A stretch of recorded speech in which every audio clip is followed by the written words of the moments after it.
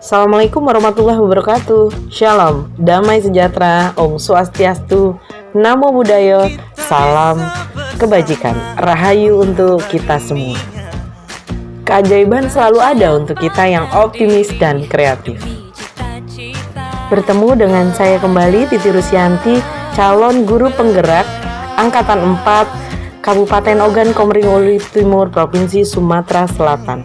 Baik, kali ini kita akan membahas tentang modul 1.4, yaitu tentang budaya positif. Pertama yang akan kita bahas adalah merdeka menurut Ki Hajar Dewantara.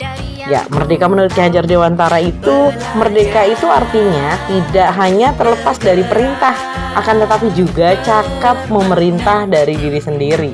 Begitu pesan Ki Hajar Dewantara terkait dengan merdeka.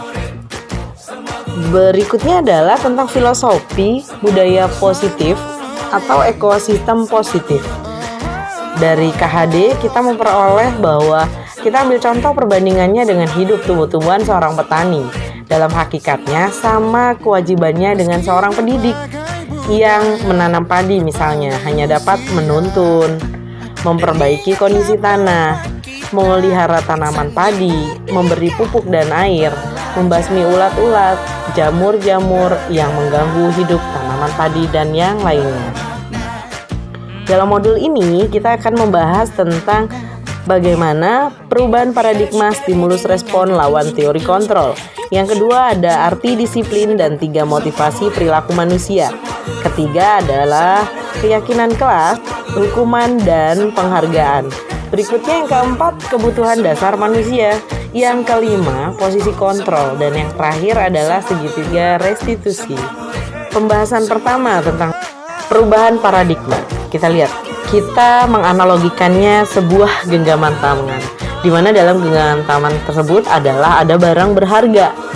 Pertahankan genggaman tangan tersebut dari godaan dan halangan, rayuan, dan lain sebagainya. Apa yang terjadi?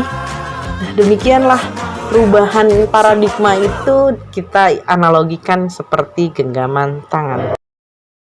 Demikian materi 1.4 terkait budaya positif. Perubahan positif yang kita harapkan adalah 1. Posisi kontrol guru sebagai seorang manajer, kemudian disiplin positif, dan yang terakhir adalah budaya positif yang berpihak pada murid. Itu semua adalah yang kita idam-idamkan dan yang akan kita wujudkan setelah kita belajar ini bersama. Terakhir, harapan terbesarnya adalah jika budaya positif kelas telah menjadi pembiasaan secara konsisten dan berkelanjutan bagi seluruh warga sekolah, maka tercipta rasa nyaman, bahagia, aman, dan dipenuhi cinta kasih di sekolah. Niscaya visi sekolah akan tercapai. Berikutnya adalah rencana aksi nyata kami. Dalam aksi nyata ini, kita akan coba melanjutkan budaya positif yang sudah pernah ada di SMK, seperti menerapkan 5S, kebiasaan menabung, kelas SPW hidup kembali, berbagi dengan lingkungan di akhir secara berkala, kemudian mentoring intak, serta Jumat amal.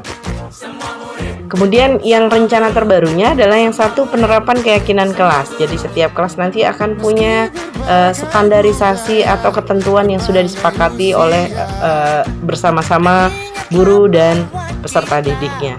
Berikutnya yang kedua adalah merancang kelengkapan kelas.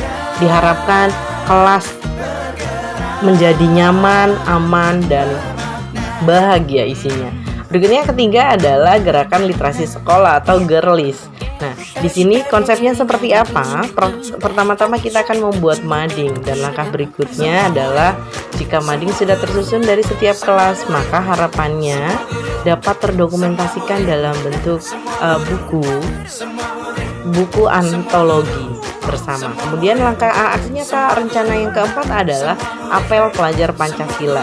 Di sini kita membuat konsep apel ini sebetulnya sudah dilakukan kita diharapkan melakukannya setiap hari besar kebangsaan. Demikian pembahasan kita hari ini. Semoga kita bisa lebih produktif dan kreatif. Terima kasih. Assalamualaikum warahmatullahi wabarakatuh.